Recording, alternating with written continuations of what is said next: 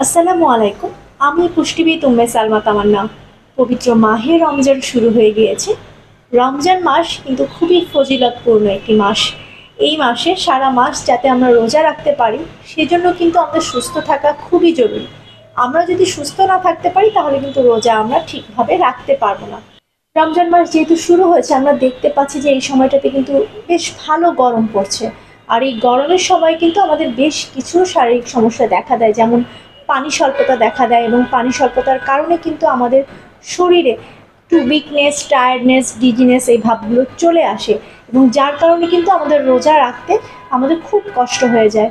তো শুরুতে আমাদের খেয়াল রাখতে হবে এই রমজান মাসে যাতে আমাদের শরীরে কোনোভাবে পানি শূন্যতা তৈরি না হয়, এবং পাশাপাশি কোনো ভিটামিন মিনারেলসের ডেফিসিয়েন্সিও যাতে না হয়। পর্যাপ্ত পুষ্টিকর খাবার, বিশেষ করে আমাদের কালারফুল শাকসবজি এবং ফলমূল রাখতে হবে। রমজান মাসে কিন্তু রাতের খাবারটাও খুব গুরুত্বপূর্ণ। আমরা দেখা যায় অন্যান্য সময় রমজান ছাড়া যেভাবে রাতের খাবারে খুব ভারী খাবার নিই, এই সময়টাতে আসলে ভারী খাবার খেতে গেলে আপনাকে একটু খেয়াল রাখতে হবে এই খাবারে যাতে আপনার কোনো কমপ্লিকেশন না হয় বা অস্বস্তি বোধ না হয়। খুব সহজে আপনি নরম সহজপাচ্য ভাত রাখতে পারেন, সবজি রাখতে পারেন, মাছ রাখা যেতে পারে। মাছ অথবা মাংস, মানে মুরগির মাংসের কথা বলছি। রমজানে গরুর মাংস যতটা অ্যাভয়েড করবেন ততটাই কিন্তু ভালো। আপনি মাছ, শাক সবজির পাশাপাশি কিন্তু সালাদ রাখা যেতে পারে, এবং সবচেয়ে ভালো হয় যদি দই রাখেন। এই রমজানে আপনি ইফতার বলেন কিংবা আমাদের এই রাতের খাবার কিংবা সেহরির খাবার, প্রত্যেক বেলায় খাবার পরে যদি আমরা একটু দই রাখি, সেটা কিন্তু আমাদের বেশ এনার্জি দিবে এবং খাবারটা খুব ভালো হজম হবে। আপনার খাবার যদি ডাইজেশন খুব ভালো মতো হয় তাহলে কিন্তু পরের দিন আপনার আর কোনো সমস্যা হচ্ছে না। সেহরির খাবারটা সবচেয়ে গুরুত্বপূর্ণ। রমজান মাসে আমরা যেটা চিন্তা করি, অনেকেই আছে যে রাতের খাবারটা একটু লেট নাইট করে খায়, 12টা 12:30টার দিকে খেয়ে এরপরে আর সেহরিটা খায় না বা সেহরি খাওয়া থেকে বিরত থাকে। আমি বলবো অবশ্যই রমজান মাসে সেহরি খাওয়া উচিত।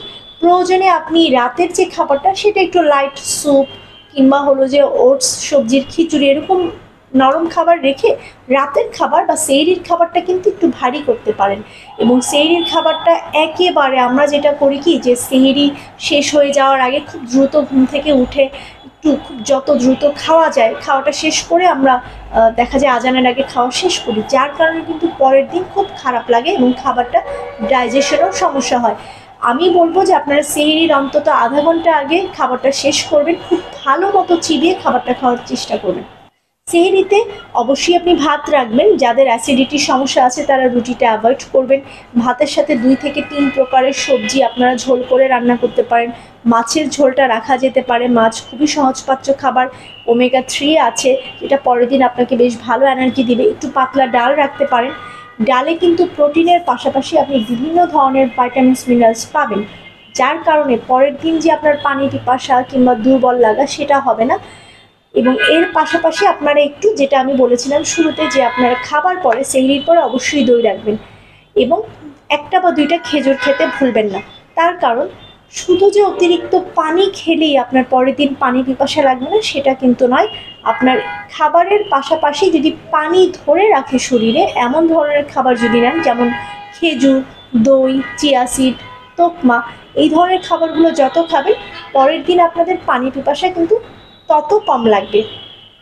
ডায়াবেটিস রোগী যারা রয়েছেন তারা অবশ্যই আপনারা সেহরিটা আজান দেওয়ার এবং সেহরির টাইম শেষ হওয়ার 10-15 মিনিট আগে শেষ করুন। খুব বেশি আগে ডায়াবেটিসের রোগীরা আপনারা সেহরি খাবেন না, তাহলে কিন্তু পরের দিন বিকালের দিকে বা বিকালের পরে বা ইফতারের আগে আপনাদের সুগার কমে যাওয়ার বা সুগার ফল করার কিন্তু একটা সম্ভাবনা থাকে। যার কারণে যদি ডায়াবেটিসের রোগীরাও নিয়ম মেনে এই সময়টায় খাবার গ্রহণ করেন তাহলে তারাও কিন্তু সুস্থভাবে রোজা রাখতে পারবেন।